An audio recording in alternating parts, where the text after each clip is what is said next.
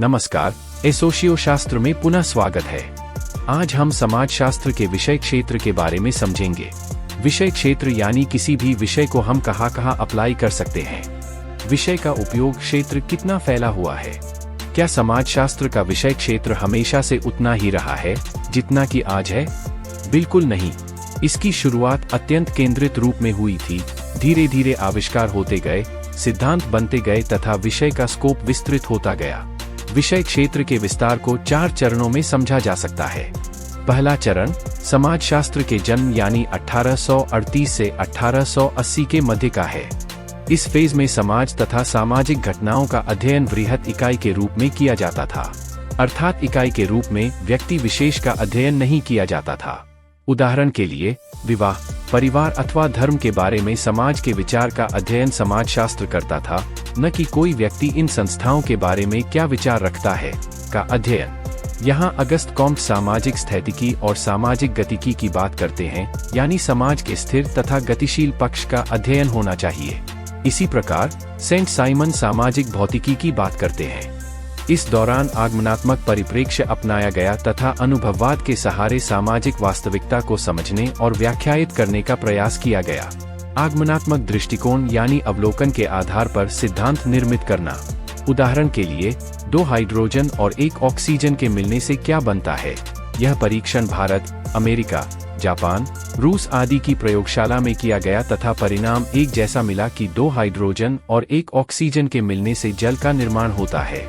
इस प्रकार से सिद्धांत निर्मित हो गया कि 2 हाइड्रोजन और 1 ऑक्सीजन के मिलने से पानी बनाता है। आगमनात्मक दृष्टिकोण विशिष्ट से सामान्य की ओर बढ़ता है। इस फेज के समाजशास्त्री विज्ञान के समान सोच रखते थे। उनका तर्क था जैसे दिन के बाद रात होती है, पृथ्वी सूर्य के चारों ओर चक्कर लगाती है, वैसे ही सामाजिक घटनाओं व व्यवहारों के वैज्ञानिक सिद्धांत होने चाहिए। अगस्त कॉम्ट का प्रत्यक्षवाद तथा हर्बर्ट स्पेंसर का सावयवी एकता का सिद्धांत इसी का उदाहरण है।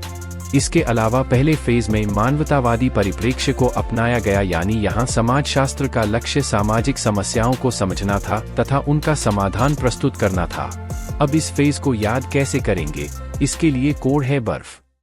इतना गलत कैसे हो सकता है भाई?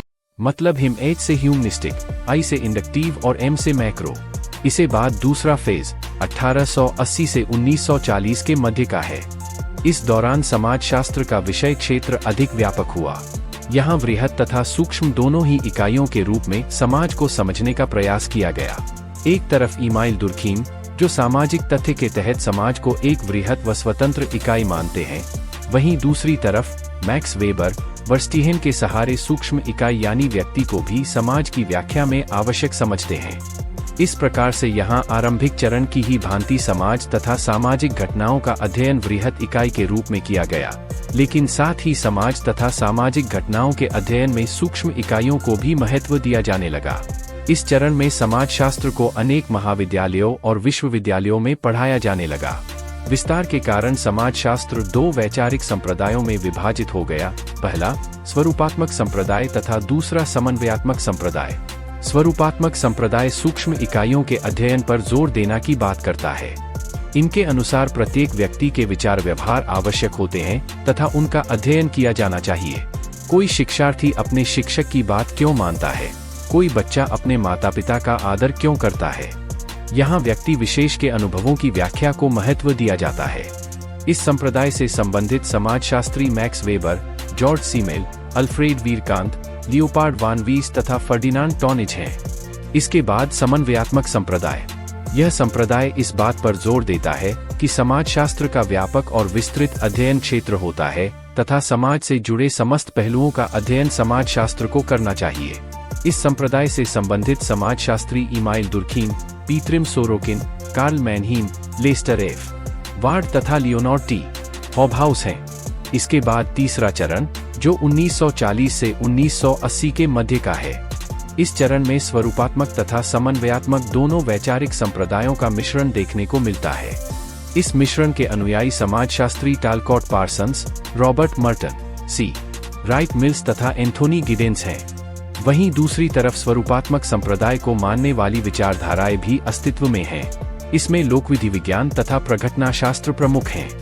अंत में चौथा यानी वर्तमान चरण जो 1980 से आज तक का काल है। आज समाजशास्त्र का क्षेत्र अत्यंत व्यापक हो चुका है। प्रत्येक क्षेत्र के प्रभाव और संबंध को समाजशास्त्र में अध्ययन किया जा रहा है।